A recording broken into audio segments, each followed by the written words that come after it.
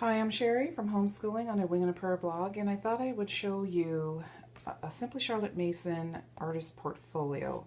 Now, this is the only one I own. I purchased this last year at convention. We had already studied most of the ones that they carry, and the one that I really wanted they didn't have there, and so I just got this because I knew we were going to be covering medieval history, and so I picked up Mr. and I'm going to say this, I went to howtopronounce.com or something like that. It's Giotto de Bone.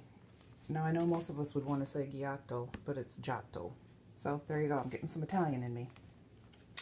Alright, so when you purchase one of these, they're around $16, $17, and you might think that's a little pricey, but let me tell you, after years of hunting down pictures and then trying to get copies of them that are larger for the children to see the details, these are definitely worth their weight in gold, let me tell you. Each one will come with a really nice high quality envelope, and then on the back it'll show you the pictures that they chose for the study. Now usually with a Charlotte Mason picture study you will focus on 6 different prints, one a week, or you can stretch it out obviously. Then during that time the child will study the print, they'll learn about the name, and they can even learn about how it was created, where it was created, anything that they want to find out. Keep it simple for the younger ones, definitely. But then you will take the picture and then they will describe what they remember about the photo. And you can have them do it a few times, that's fine. I'm not a real stickler on the process. I prefer that they just remember it and can maybe recognize that particular artist, especially when they're out in the world. And I have proof that it actually works because when my daughter went to Brazil, there was an art museum that they went to, and sure enough, she's sending me back pictures, and she's like, hey, this is a Renoir, and is that a Monet? So they remember.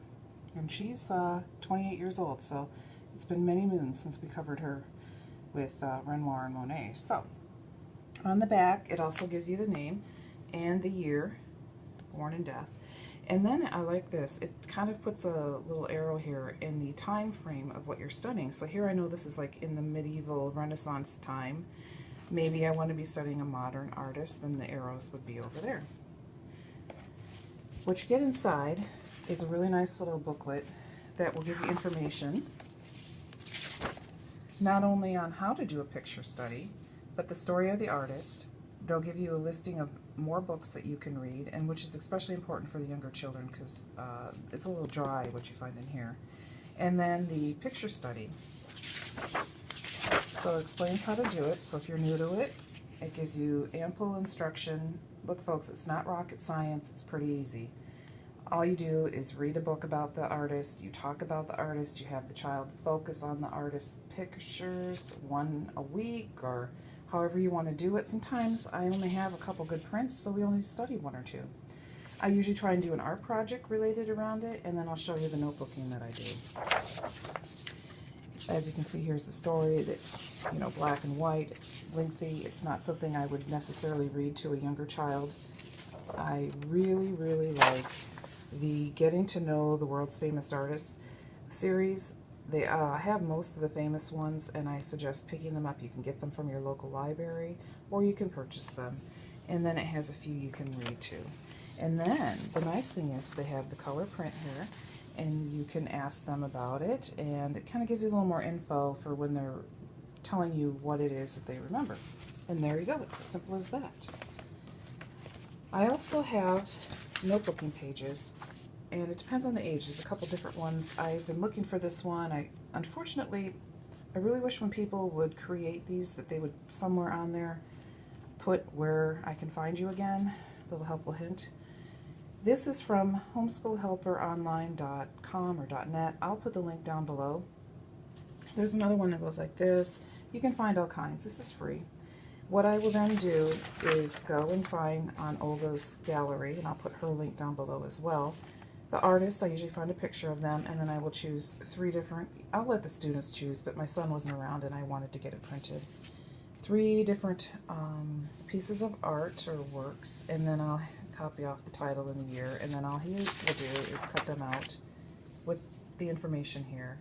And then this information, here's your copy work. This is Charlotte Mason. I have it up there, and then he will transfer whatever he can onto here.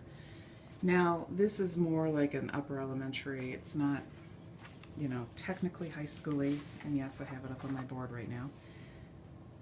But you know, I just don't have time right now to create something of my own, and it's good enough. I'm not looking for an in-depth. If he was into art and wanted to be maybe like an art teacher or really in-depth study of art, we would do definitely a more in-depth work here, but this is basic and it's good enough.